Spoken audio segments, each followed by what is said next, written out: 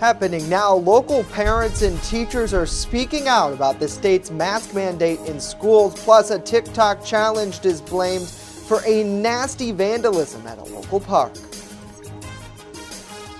Well, we're going to have a little bit of rain to go through as we go through the second half of the weekend, but warmer air is going to be on the way. We'll talk about it next as the news at noon starts right now. Live and on demand, this is WNY News Now. Parents and teachers are expressing concerns with New York State's COVID-19 mandates in local schools during a town hall meeting last night in Kyantone. Thank you for joining us for WNY News Now. I'm Justin Gould. As our Dante Roberts reports, many of those concerns from parents come from their kids missing a lot of school due to aggressive quarantine requirements. Most local schools did not have remote learning plans because they went back to full in-person learning this fall.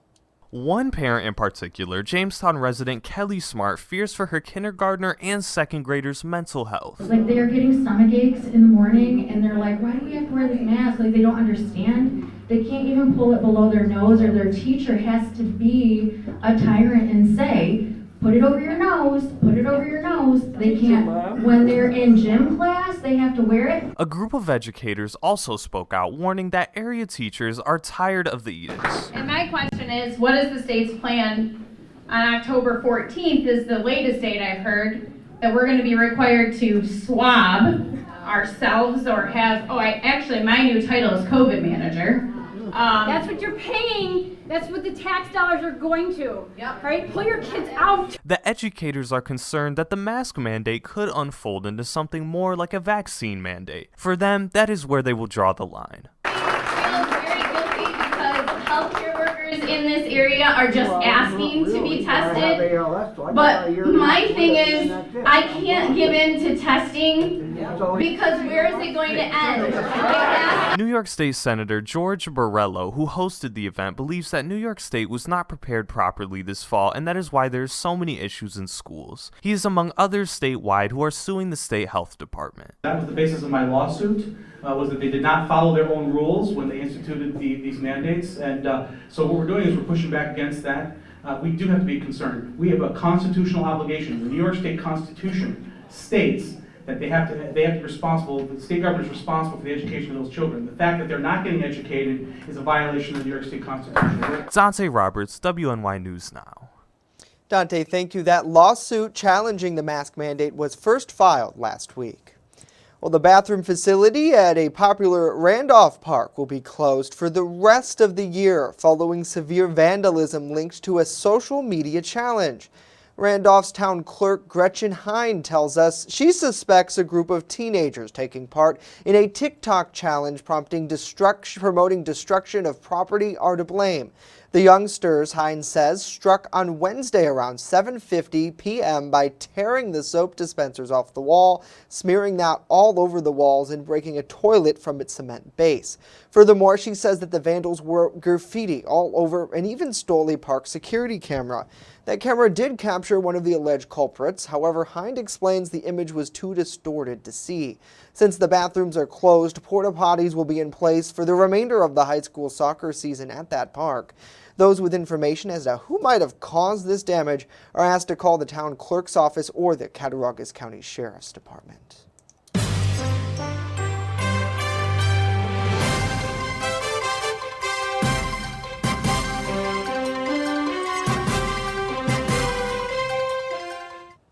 A candidate for Jamestown City Council at large is calling for better upkeep of city sidewalks, an effort he plans to bring to the forefront if elected this fall. Republican Randy DeVersa previously worked with New York State's DOT for 3 decades. As a former construction equipment operator, DeVersa hopes to use his experiences to assist the Jamestown Department of Public Works in addressing ways to fix up the city's aging sidewalks. And I know it's very expensive to put new cement down, but there are some very bad spots that the DPW does work on diligently.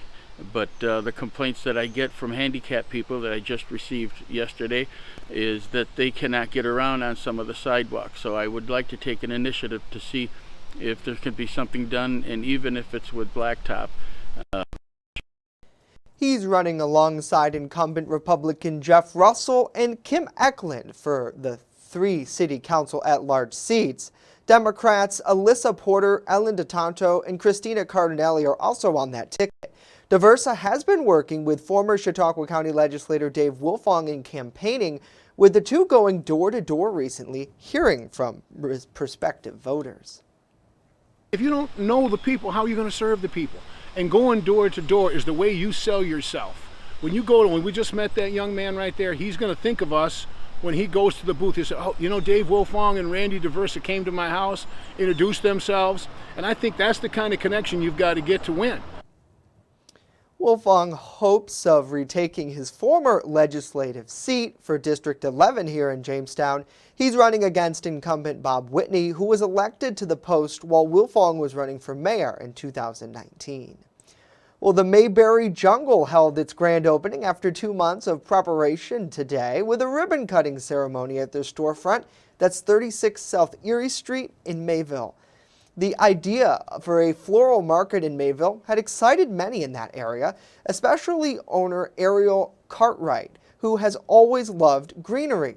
The shop, while being brand new and small, wants to focus on all customers and their perfect plant necessities.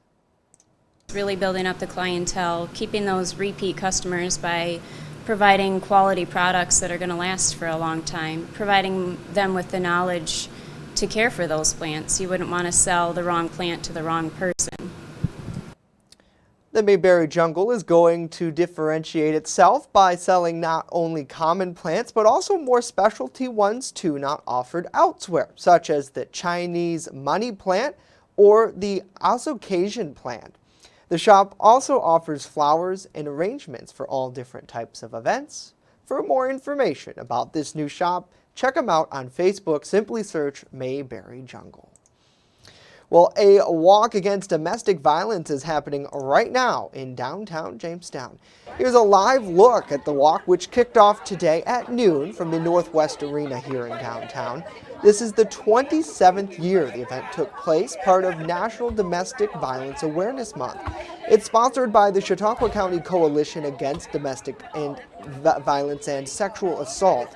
The walk continues down 3rd Street to City Hall, where several speakers are expected to address participants, including Jamestown Mayor Eddie Sundquist, who is slated to issue a proclamation at that ceremony.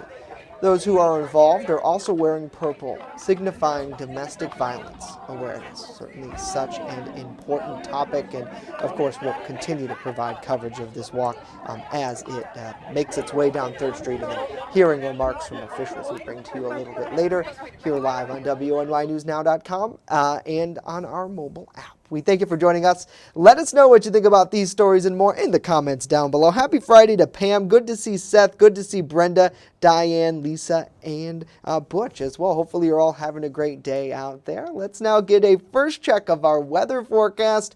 And we're really soaking up the sunshine today, Dakota, although a little bit cooler than maybe some people would like. Well, you know what? You know, it's just like what we talk about. I'll take the cooler air over hot and sticky any day of the week. And we definitely do have some peaks of sunshine right now at Randolph Peaches and Cream Sky Camp, coincidentally overlooking Wheaton Park. And it's mainly going to be this way through the afternoon hours. We are going to see the clouds starting to part throughout much of the area. So yeah, the sun is really going to take over through the afternoon.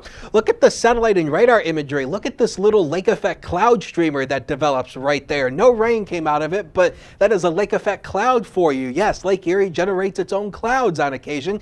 And when we have a cool air mass sitting over a relatively warm body of water, that does create some lake effect in terms of rain, snow, or even clouds. And that was a lake effect cloud for you.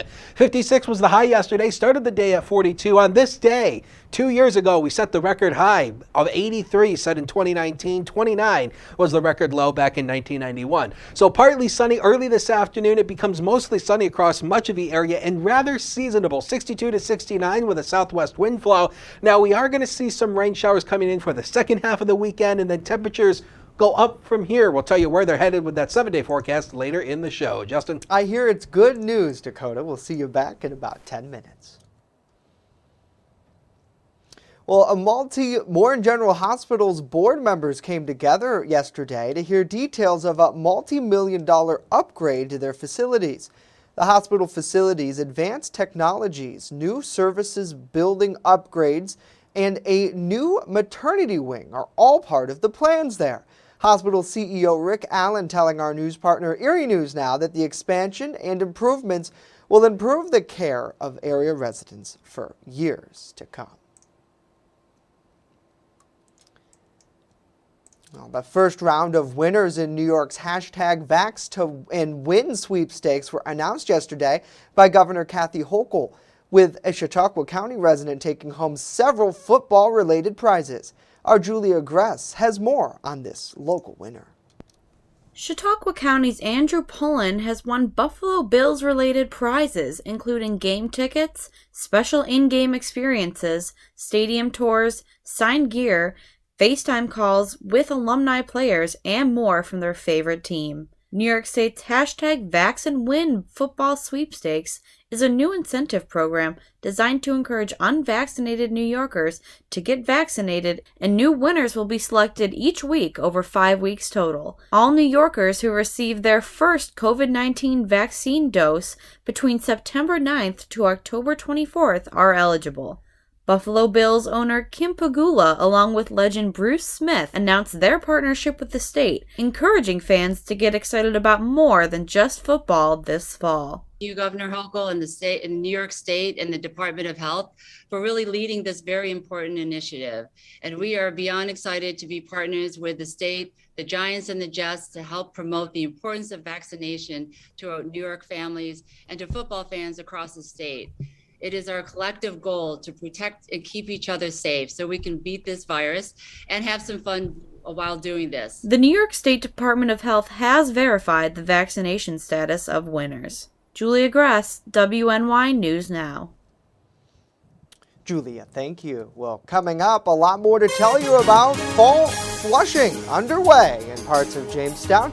Who's expected to be impacted and where you could see some of that discolored water. And later, what our local reps have to say about that $1 trillion infrastructure deal that could be headed to a vote sometime today. Stay with us as WNY News Now.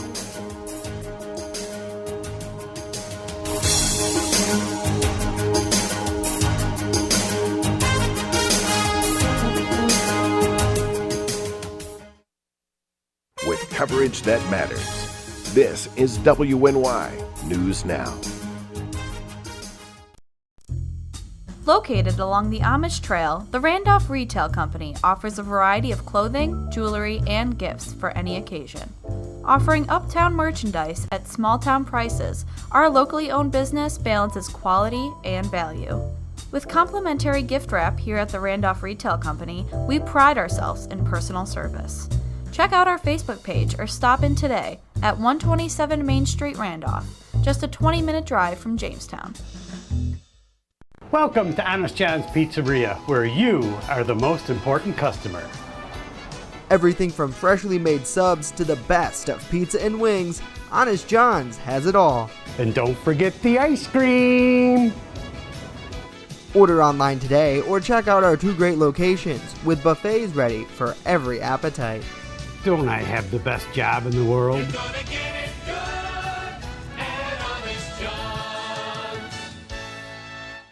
EagleZip.com is your local one-stop shop for all of your home and business computer needs. Located on Fluvan Avenue Extension, just outside of Jamestown, EagleZip.com sells and services all brands of desktops and laptops, as well as servers and network equipment for your business. All new computer sales include transferring your data from your old computer plus a 2-year warranty. Call EagleZip.com today. Stop by EagleZip.com today and let us make computers easy for you.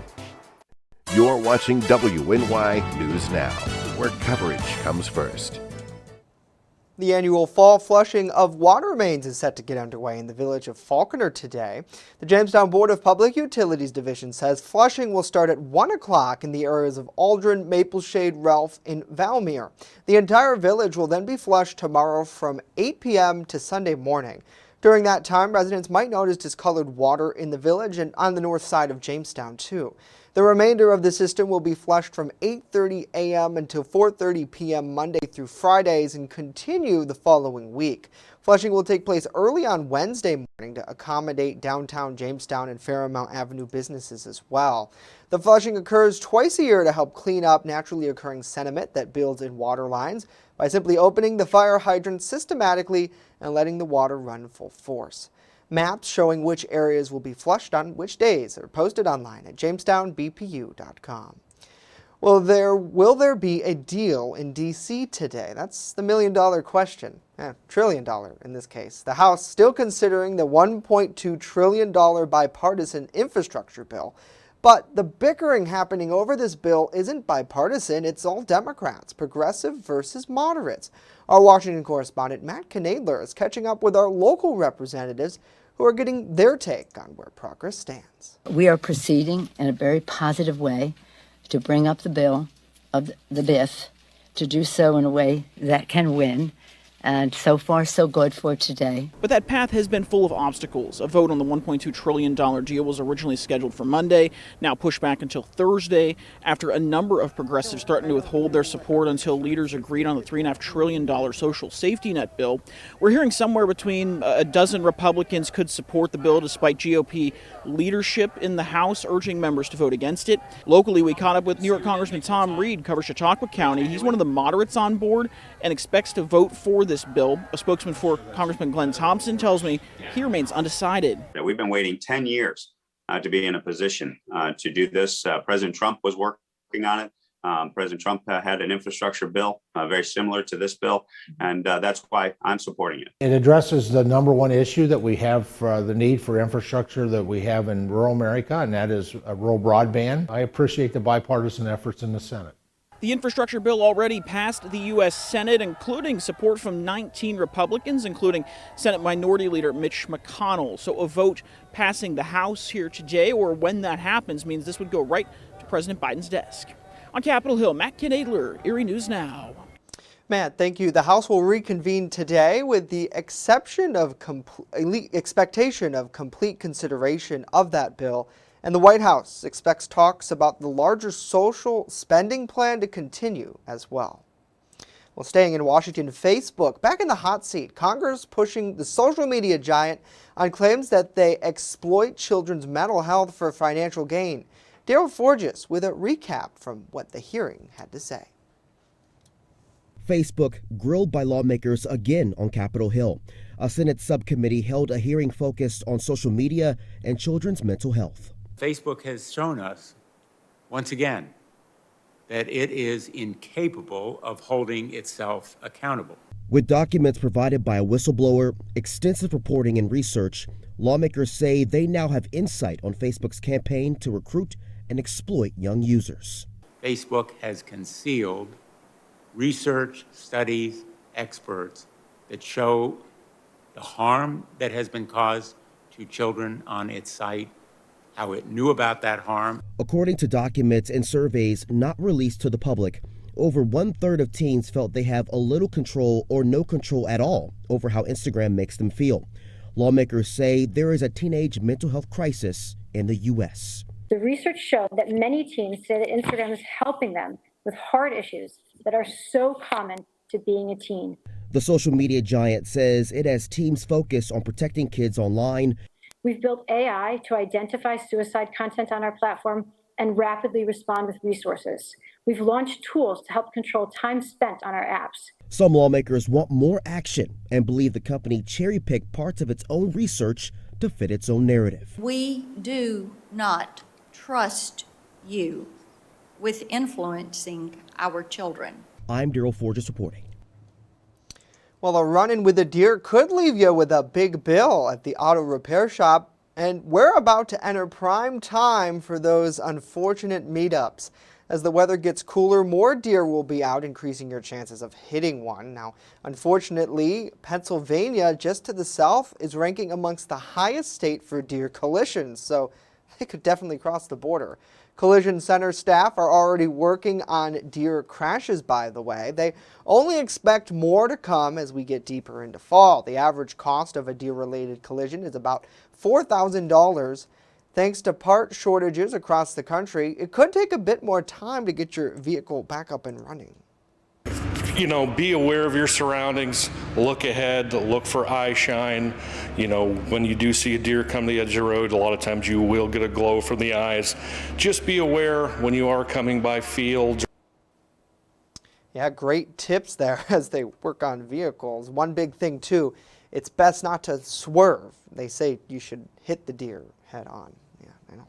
We all want to get out of the way, but for safety reasons for sure. Let us know what you think about these stories and more in the comment section down below. That's my biggest fear, Dakota, is when you're out, especially like at dusk is one of the big times. It's so tough because you don't always see them until it's too late. They're right there staring at you. I mean, you know, during the day, if a deer is roaming out, you know, during the day, it's a lot more easier to spot. Right. But at night, they just jump out of nowhere, usually at nighttime, and it's even harder to see them if they're standing out in the roads. Right. So, and during the winter, thank goodness we don't have snow yet, but sometimes those snow banks, when they're so high, all of a sudden you'll just get one that jumps right over the snow bank. I've been in those situations where I swear they went over my car, and, you know, I'm still here to tell the tale, so that's good.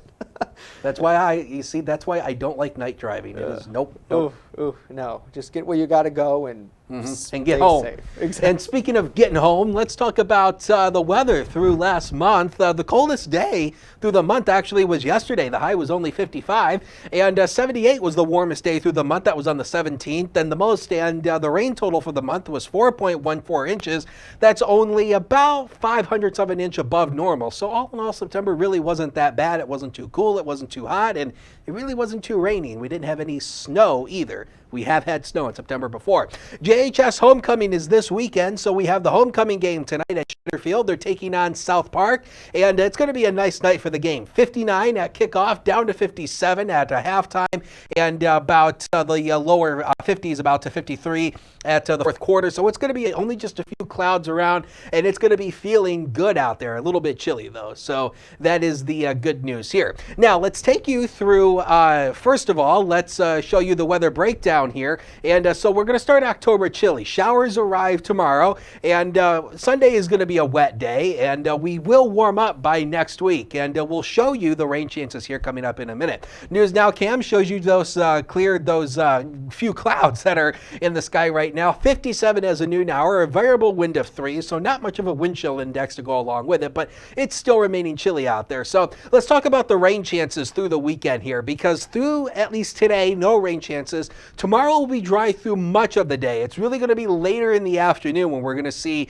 some rain showers arriving toward the evening hours. 80% chance of rain on Sunday, 75 on Monday, and then we go down to a little bit more of a scattered chance by the time we go on Monday. Big, beautiful blue H spinning across the northeast today. That's high pressure that is built in, and we're starting to get on the weaker side of high pressure. Remember, the eastern side's the stronger side, the western side's the weaker side. So as that high pressure moves out, that's going to allow the next system to come in on Sunday or later Saturday going into Sunday. That'll bring us the next chance of rain. Here's the newest weather future scan, pretty much depicting that to you. Just really nothing through the day, partly to mostly sunny through much of the day today. We should stay clear through the evening hours, but some clouds will arrive overnight, and then through the day tomorrow, we'll see at least some filtered sunshine through the day tomorrow, and temperatures do come up into the lower 70s. Tomorrow, yes, it's going to be a bit warmer, and then here comes the rain as our next system arrives. This is going into Saturday night, going into Sunday. We'll see more rain showers through the day on Sunday. So the zone forecast, we're likely going to top out across the lower 60s, maybe getting close to 70 across Warren County, but we'll see at least a good supply of sunshine. Now, how about the future? It's right there for you. 71 tomorrow, 69 on Sunday, a few rain showers. The rain lingers on Monday up to 70, and we're going to stay close to that 70-degree mark almost every day next week with at least a limited chance for showers. We'll take a break. Be right back.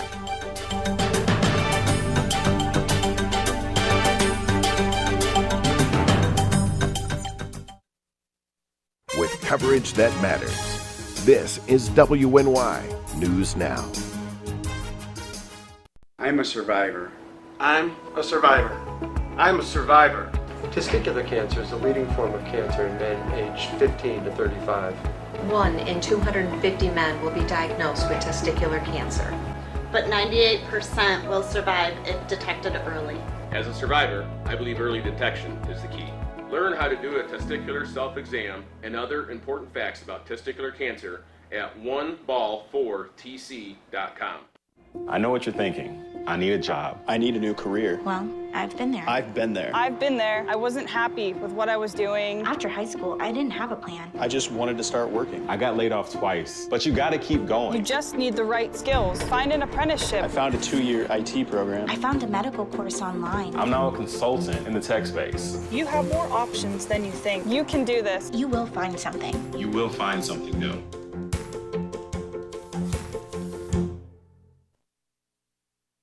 You're watching WNY News Now, your source for breaking news.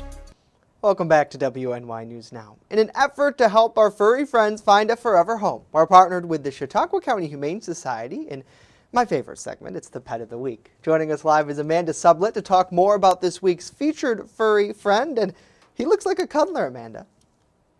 He is. This is Duke.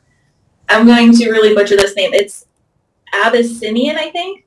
It's a type of guinea pig he is, which is a fancy way of saying that he's got this beautiful long hair.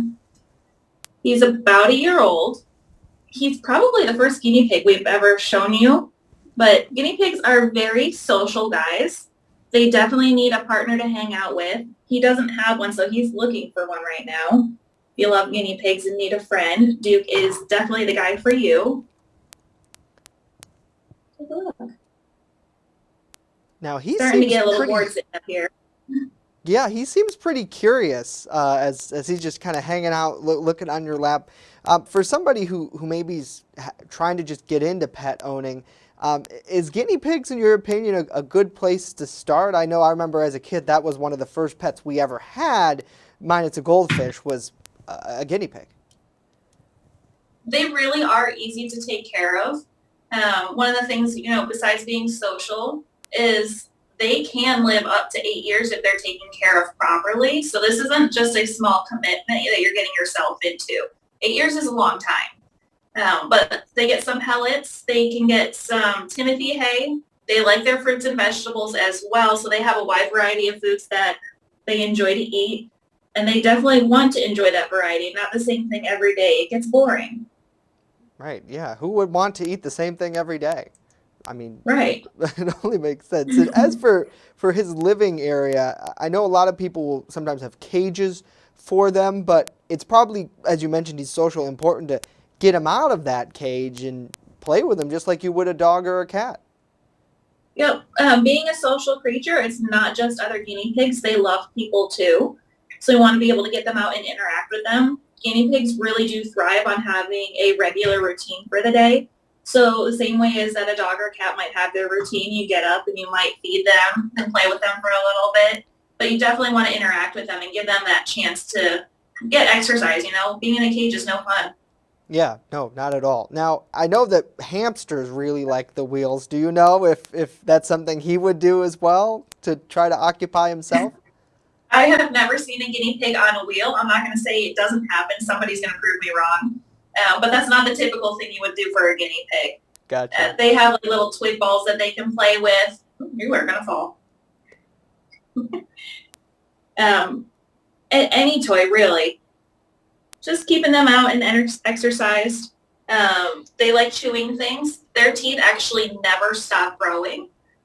So one of those things that you can do is have like salt licks like you do for horses.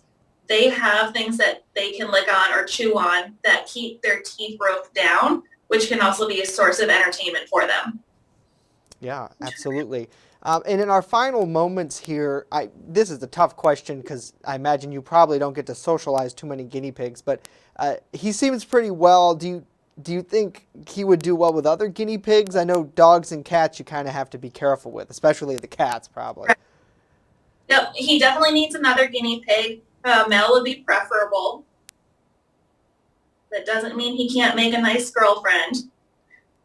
Exactly. Cats and dogs, we need to be careful because he is a prey species. He needs somewhere to hide and feel safe from them. but that doesn't mean he couldn't coexist in a home with them already. All right. Yeah. So Amanda, thank you so much. Thank you to Duke. To learn more about him or any of the other residents of the shelter, chqhumane.org is the place to go. That's it for us today. News 24/7 at WNYNewsNow.com. Have a great week.